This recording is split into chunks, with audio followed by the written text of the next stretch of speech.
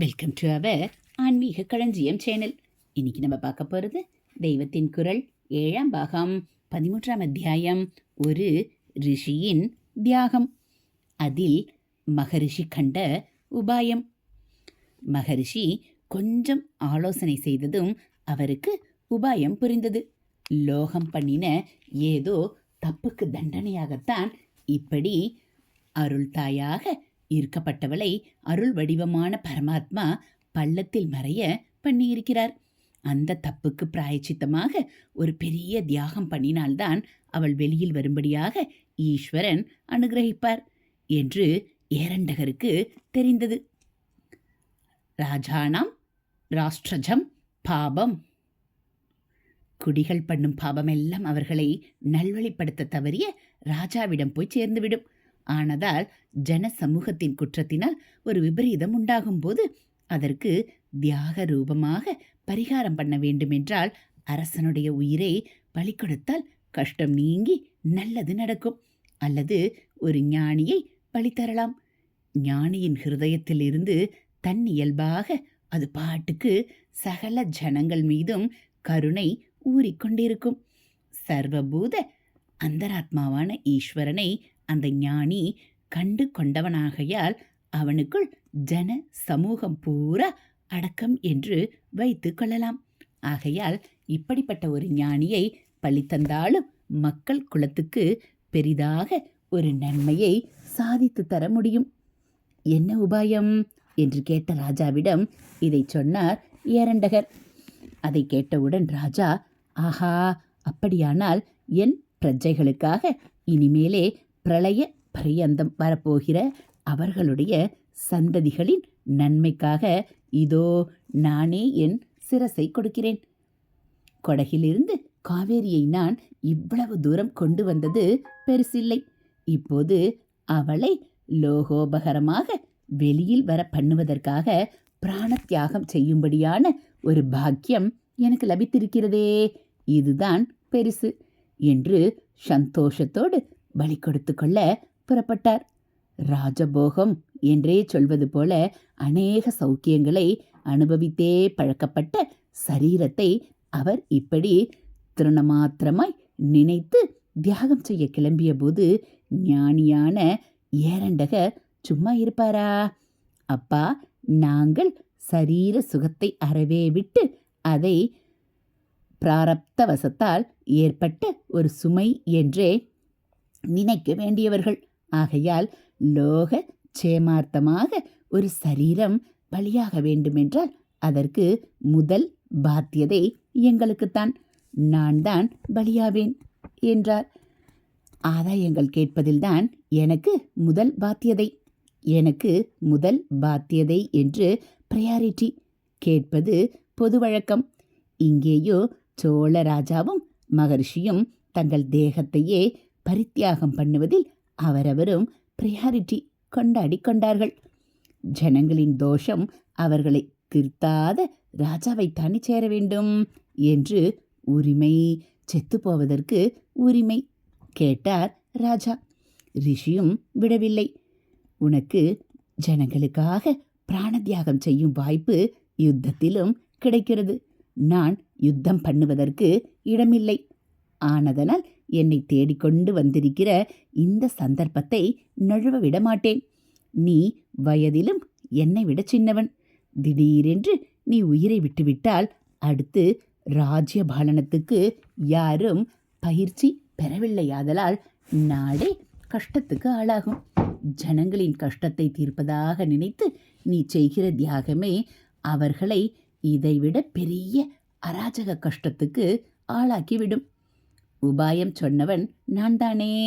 சொல்லிவிட்டு அதை காரியத்தில் பண்ணி காட்டவும் எனக்கு இடம் இருக்கும்போது நான் சும்மா இருந்து கொண்டு உன்னை பலியாகச் செய்தால் எனக்கு ராஜகத்தி தோஷம் உண்டாகிவிடும் என்றெல்லாம் சொல்லிவிட்டு அவனுடைய பதிலுக்கு கூட காத்திராமல் கிடுகிடுவென்று அந்த பள்ளத்துக்கு வந்தார்.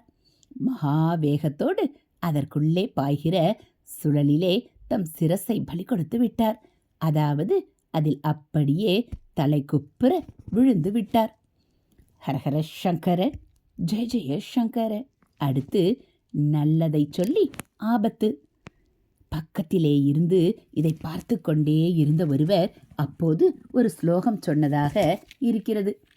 ஹிதம் ந வாச்சியம் அஹிதம் ந வாச்சியம் ஹிதாஹிதே நைவ வதேத் கதாசித் ஹிதஸ்ய வக்தாபி விபத்திமேதி ஏரண்டகோ நாம பிளம் பிரவிஷ்ட. யாருக்கும் நல்லதையும் சொல்ல வேண்டாம், கெட்டதையும் சொல்ல வேண்டாம். ஒருபோதும் நல்லது கெட்டதுகளை எடுத்துச் சொல்லவே வேண்டாம். நல்லதை சொன்னவனும் கூட ஆபத்தை அடைகிறான். உதாரணமாக, ஏரண்டகர் என்று பெயர் படைத்தவர் பிழத்தில் பிரவேசித்து விட்டார் என்பது ஸ்லோகத்தின் அர்த்தம். இதிலும் கொஞ்சம் நியாயமில்லாமல் போகவில்லை. லோகத்தில் எத்தனையோ நடக்கும். ஈஸ்வர லீலை, ஜனங்களின் கர்ம கதி எப்படி எப்படியோ இருக்கும். ஆனதால் உலகத்தில் இருக்கிற தப்பு சரிகளையே ஒருத்தன் எப்போது பார்த்தாலும் நினைத்து கொண்டு அட்வைஸ் பண்ணிக்கொண்டே இருப்பது என்றால் தன் ஆத்மாவை கவனித்து உயர்த்தி கொள்ள முடியாமலே போகும். அதனால் தன் லிமிட்டேஷனை புரிந்து கொண்டு நம்முடைய அட்வைஸ் எங்கே எடுபடுமோ அங்கே மட்டும் நல்லது பொல்லாதுகளை சொல்வதோடு நிறுத்தி கொள்வதுதான் நம் மாதிரி சாமானிய நிலையில் இருக்கப்பட்டவர்களுக்கு யுக்தமாயிருக்கும். அதுதான் இந்த ஸ்லோகத்தின் படிப்பினை. நல்லதை சொல்லிவிட்டு அது நடைமுறை ஆவதற்கு நாமே தியாகம் செய்ய நேரிடலாம் என்னும்போது அப்படிப்பட்ட தியாகத்துக்கு பரிபக்குவப்படாதவர்கள் ஒன்றும் சொல்லாமல் வாயை மூடிக்கொண்டிருப்பதே ஸ்லாகியம் என்ற நீதியை இதிலிருந்து நாம் எடுத்துக்கொள்ள வேண்டும். ஆனாலும் இன்றில்லாவிட்டாலும் என்றோ ஒரு நாள் தியாகத்துக்கு நம்மை பக்குவப்படுத்தி கொள்ள வேண்டும் என்ற லட்சியத்தையும் வைத்து கொள்ள வேண்டும். மகான்கள் விஷயம் வேறே. அவர்கள் ஆத்ம பரிபாகம் அடைந்து விட்டார்கள். ஈஸ்வரனுடைய லோக நாடகம் என்ன, ஜனங்களின் கர்மகதி என்ன என்றெல்லாம் தெரிந்து கொண்ட அவர்கள் எத்தனை விபரீதம் நடந்தாலும் அவன் இஷ்டப்படி என்று சரணாகதி பண்ணி கிடந்தாலும் கிடப்பார்கள். அல்லது தங்களுடைய பக்தி வேகத்தால் அவனையே நாடகத்தை மாற்றும்படி பண்ணினாலும் பண்ணுவார்கள். அவனை சுந்தரமூர்த்தி சுவாமிகள் மாதிரி கெடுபிடி பண்ணி வேலை கூட வாங்குவார்கள். அல்லது தங்கள் தபசையெல்லாம் தியாகம் பண்ணி தத்வாரா அதன் மூலம் ஜன சமூகத்தின் பாப கர்மாவை நியூட்ரலைஸ் பண்ணி ஒரு பெரிய மங்களம் ஏற்படும்படியாகவும் பண்ணுவார்கள். உத்கிருஷ்டரான ஏரண்டக ரிஷி லோக ஹிதம் சொன்னதற்காக இப்படி அநியாயமாக ஜீவனை பலித்தர வேண்டி இருக்கிறதே என்பதை பார்த்து எவரோ ஒருத்தர் மனஸ் நொந்து யாரும் எவருக்கும் நல்லதையும் சொல்ல வேண்டாம், கெட்டதையும் சொல்ல வேண்டாம் என்று ஸ்லோகம் பண்ணிவிட்டார்.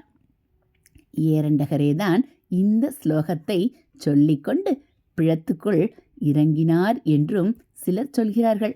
அவருக்கும் அந்த சமயத்தில் கொஞ்சம் மனஸ் கலங்கி கண்ணிலிருந்து ஜலம் வந்து இப்படி சொன்னார் என்கிறார்கள். இப்படி சொல்வது சரியில்லை என்றே எனக்கு தோன்றுகிறது. மகான்கள் ஒரு மகா தியாகம் செய்யும் போது நல்ல மனநிறைவோடு லோகத்தை எல்லாம் வாழ்த்தி கொண்டுதான் போவார்களே தவிர தன் ஒருத்தனுக்கு சிரமம் உண்டாயிற்றே என்று நினைத்து தியாகத்துக்காக பச்சாதாபப்பட்டார்கள் என்பது அந்த தியாகத்தையும் வியர்த்தமாக்கி மகானையும் வெற்று ஆளாக ஆக்கிவிடுவதாகும். எனக்கு என்ன தோன்றுகிறதென்றால், அவர் கண்களில் ஜலம் வந்திருந்தால் அது ஆனந்த பாஷ்பமாகத்தான் இருந்திருக்கும் என்றே தோன்றுகிறது. என்றைக்கோ ஒரு நாள் இந்த சரீரம் போக வேண்டியதுதான். அது ஏதோ வியாதி வக்கையில் போகாமல் லோகோபகரமாக நம்முடைய மனப்பூர்வமாக காணிக்கை தரப்பட்டு போகிறதே என்று அவர் சந்துஷ்டிதான் அடைந்திருப்பார். விளக்கெண்ணெய் சாமியாராகையால் ஆமணக்கு கொட்டை தன்னை பிழிந்து கொண்டு ஜனங்களுக்கு உபகரிப்பது போலவேதான் அவரும் இருந்திருப்பார். ஹரஹர சங்கர ஜெய் ஜெய சங்கர, ஹரஹர சங்கர ஜெய் ஜெய சங்கர. மகா பெரியவா சரணம். இதுபோல் தெய்வத்தின் குரல் பகுதிகளை நீங்கள் தினந்தோறும் கேட்கணும் அப்படின்னா மறக்காமல் நம்ம சேனலை சப்ஸ்கிரைப் பண்ணுங்கள். கூடவே பெல்லைக்கானை கிளிக் பண்ணி ஆள்கிற பட்டனையும் அழுத்திடுங்க. நம்ம சேனலில் வரக்கூடிய தெய்வத்தின் குரல் பகுதிகள், மகாபிரிவ மகிமை, மகாபிரிவ அருள்வாக்கு, ஆன்மீக தகவல்கள் எல்லாம் உங்களுக்கு பிடிச்சிருந்தா ஒரு லைக்கும் கமெண்ட்டும் கொடுத்து உங்களுக்கு தெரிஞ்சவங்களுக்கும் ஷேர் பண்ணுங்கள். ஹரஹர சங்கர, ஜெய ஜெய சங்கர, ஹரஹர சங்கர, ஜெய ஜெய சங்கர, காஞ்சி சங்கர, காமகோடி சங்கர, காமாட்சி சங்கர, காமதேனு சங்கர, ஹரஹர சங்கர, ஜெய ஜெய சங்கர, மகாபிரிவா சரணம்.